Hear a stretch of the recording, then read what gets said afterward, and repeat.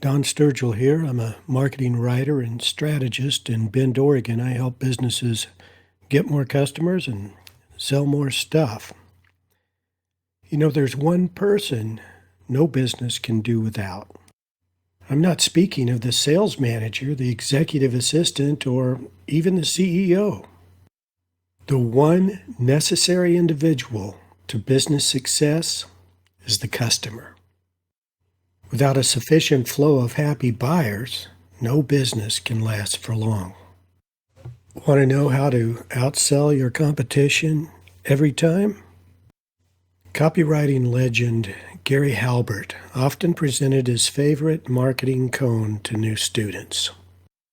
If you and I both owned a hamburger stand, and we're in a contest to see who could sell the most burgers, what advantages would you most like to have on your side to help you win?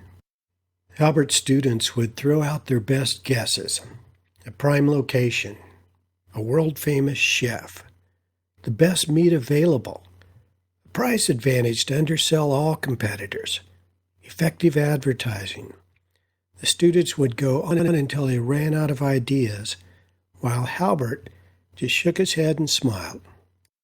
"Here's my one desire," Gary Halbert would slowly recite. "I would want just this one simple thing: a starving crowd."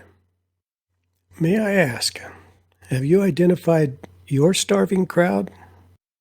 Richard Hewer is a master of intelligence analysis. During his 45 years with the CIA, Hewer doggedly pursued a nagging question from his days as a student of philosophy at Williams College. What is truth? Hewer kept asking, and how can we know it? You see, there's a danger in relying on intelligence data, whether it's intelligence gathered in school or by your own observations. Hewer says this obstacle is so great, the gulf so wide, that it's impossible to overcome.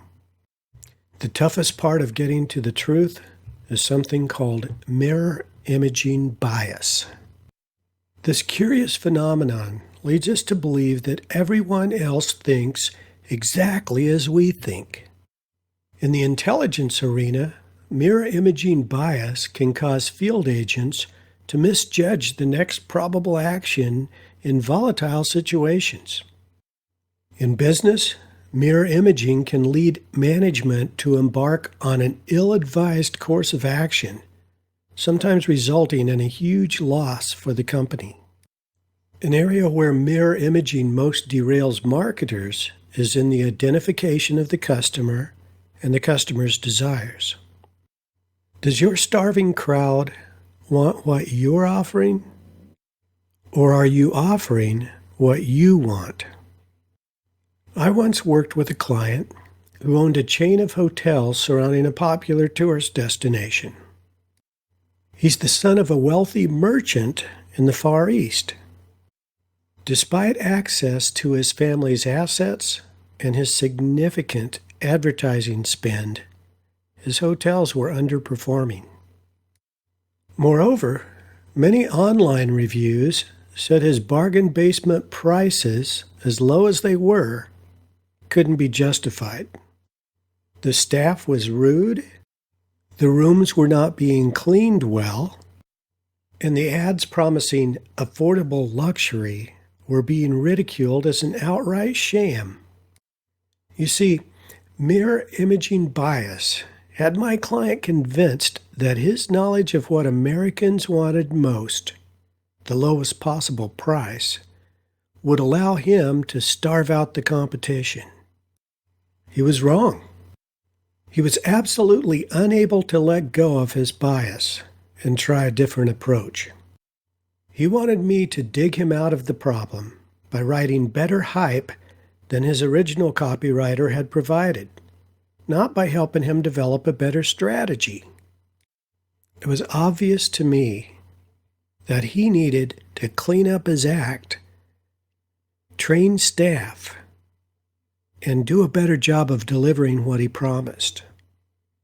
I don't write hype, and neither should you. Every box of detergent is new and improved. Skin lotions all make your complexion radiant and provide revitalizing nourishment. We get used to seeing a ration of hype from ads and salespeople, so we figure that's what it takes to make sales. Hype works.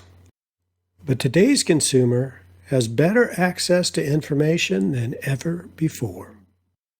In the age of the internet, hype is giving way to something even more effective. Hype is being upstaged by the truth. If you say you provide world-class customer support, you better do it. If you advertise clean rooms and a friendly staff, your guests are going to let the world know overnight if that's not the case. Let's you and I play a game, something like the one Gary Halbert played. How will you win? Will you run a special? Will you try some negative advertising? Will you tell the crowd my burgers aren't nearly as good as yours? Will you cut your prices to the bone and try to undersell me? Will you hire a copywriter to hype your product better? Will you put up a huge sign saying, "Best burgers in the world"? Or maybe hire extra staff to speed up the flow? Will you work faster, harder, smarter? All of those are valid ideas. They've been used extensively in business. Yet there's a better way, and if I use it, I'm going to outsell you every time, no matter what you do.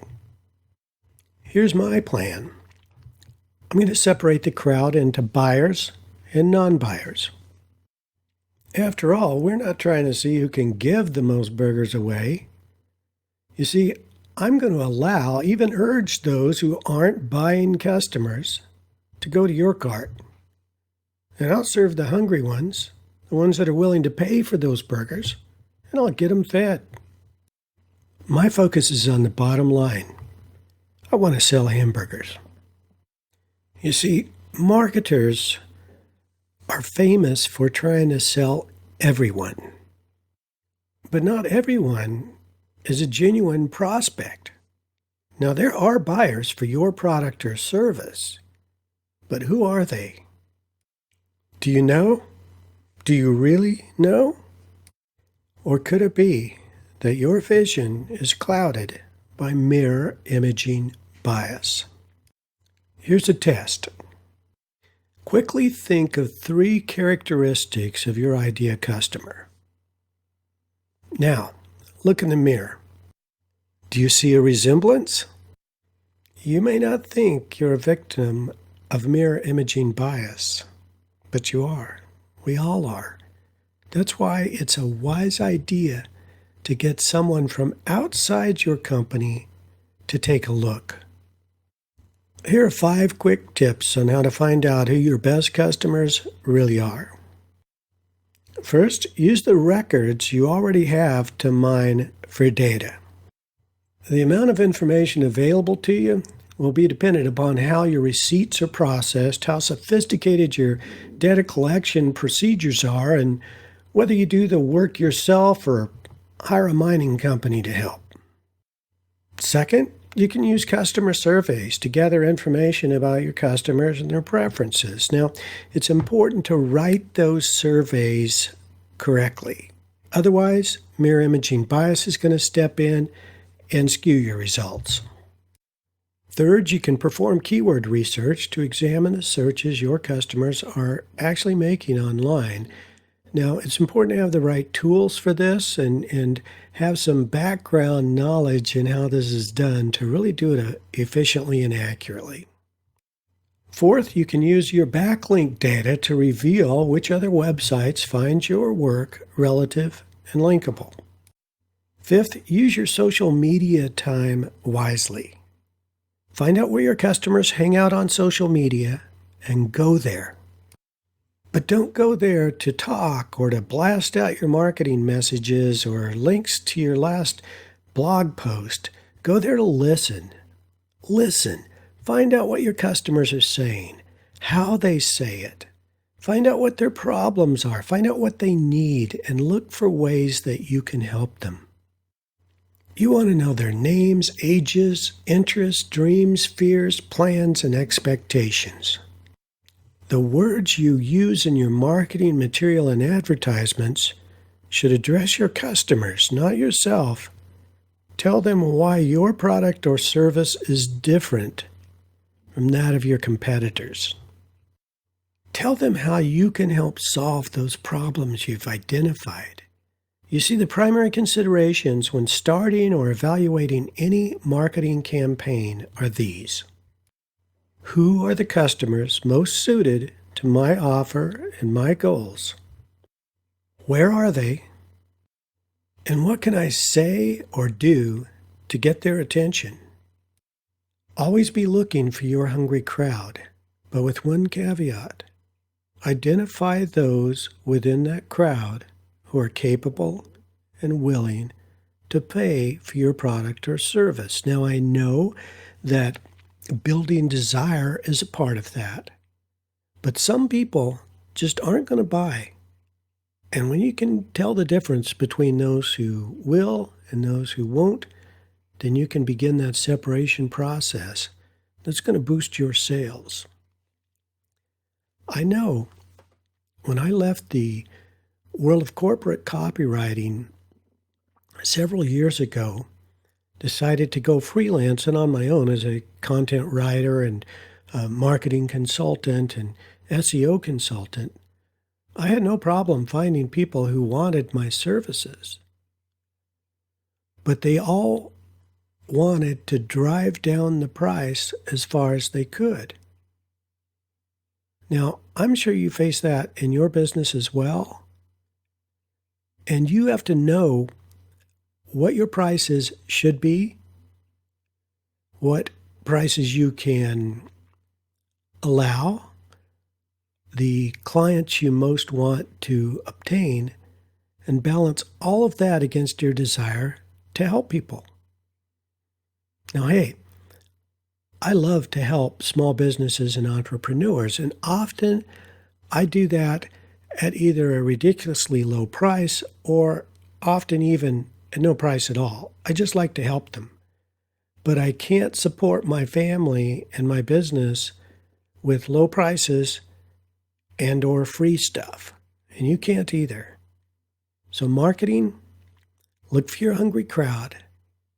Identify your best customers or clients and speak directly to them.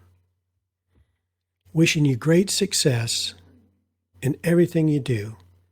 If I can be of any assistance, go to donsturgill.com, DONSTURGILL.com.